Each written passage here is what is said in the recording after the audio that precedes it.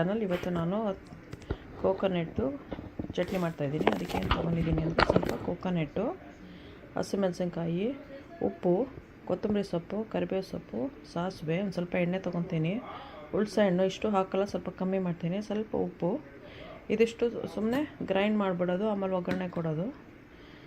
So today I am making coconut chutney.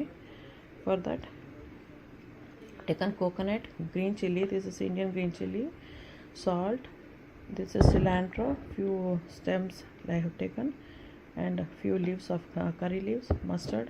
I'll be taking some oil for tempering. I won't be using the whole thing, I'll be using very little. Then this is sugar.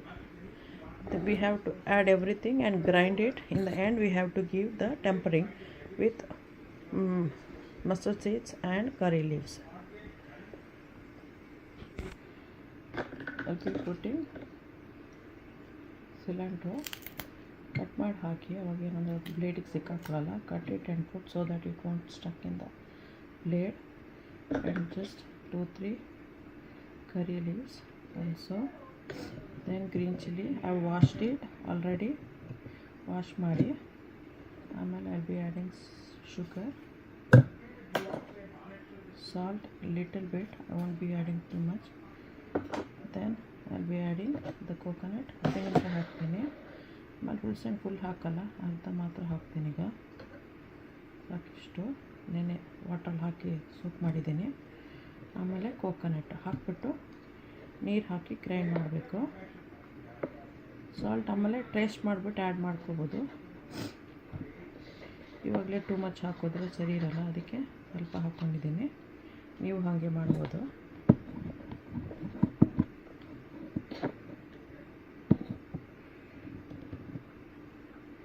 ಒಂದು ಸ್ವಲ್ಪ water, I'll be adding a little bit of water for grinding.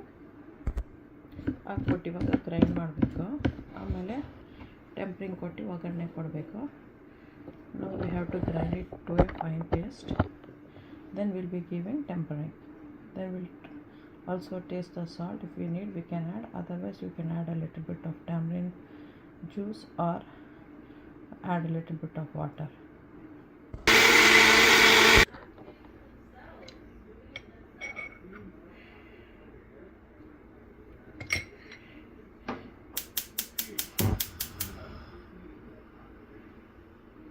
Mustard ಹಾಕ್ತಾಯಿದ್ದೀನಿ ಈಗ.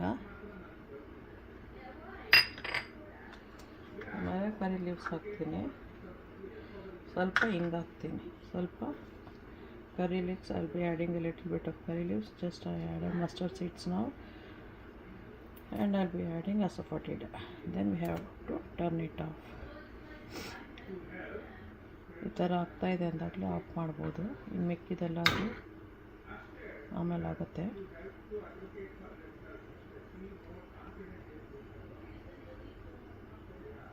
ಸಾಕೀಗ. ಈಗ ಕರಿ leaves, ಸ್ವಲ್ಪ ಇಂಗು, very little, ಒಂದು pinch ಸಾಕು. ಸಾಕಿ ಚಟ್ನಿಗೆ ಹಾಕಬೇಕು.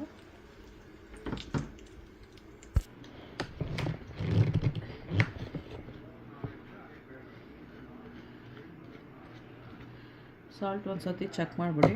Just check the salt.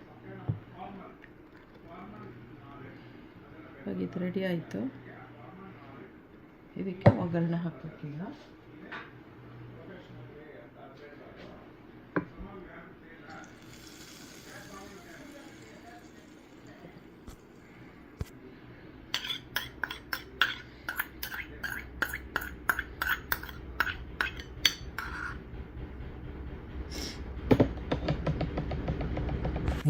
ಇವಾಗ ಇದನ್ನು ನಾವು ಇಡ್ಲಿಗೆ ಯೂಸ್ ಮಾಡ್ತಾಯಿದ್ದೀವಿ. ಇಡ್ಲಿ ಜೊತೆಲಿ ತಿನ್ಬೋದು, ದೋಸೆ ಜೊತೆಲಿ ತಿನ್ಬೋದು, ಅಕ್ಕಿ ರೊಟ್ಟಿ ಜೊತೆಲಿ ತಿನ್ಬೋದು, ಚಪಾತಿ ಜೊತೆಲಿ ತಿನ್ಬೋದು, ಪೂರಿ ಜೊತೆಲಿ ತಿನ್ಬೋದು, ಯಾವುದ್ರ ಜೊತೆಲಿ ಬೇಕಾದ್ರೆ ತಿನ್ಬೋದು.